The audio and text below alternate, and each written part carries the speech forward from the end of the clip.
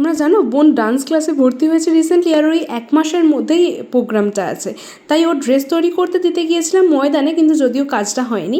গিয়েছিলাম না আমার কলেজের সামনে দিয়ে, বহুদিন পর কলেজটাকে দেখলাম। যাই হোক, কাজটা হয়নি তো কী হয়েছে, আসার সময় একটা দই নিয়ে এসেছিলাম, কারণ যা গরম পড়েছে একটু লস্যি খেতে ইচ্ছা করছিল।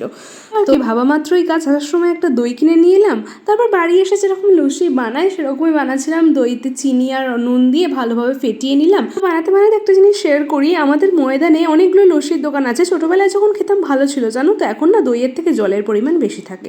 যাই হোক, লস্যি বানানো হয়ে যাওয়ার পর ভাবছিলাম যে একটু লেবু দিলে ভালো হয়। ফ্রিজ খুলে দেখলাম আধখানা গন্ধরাজ লেবু পড়ে আছে, আর গন্ধরাজ লেবুর ফ্লেভার তো আর আলাদা করে বলার কিছু নেই, তাই একটু রস দিয়ে দিলাম আর গন্ধরাজ লেবুর জেস্টটাও একটু দিয়ে দিলাম। দোকানে তো গন্ধরাজ লেবুর কিছু বানালে সেটা আবার সবুজ রং হয়ে যায়, এখানে যদিও সবুজ রংটা হয়নি।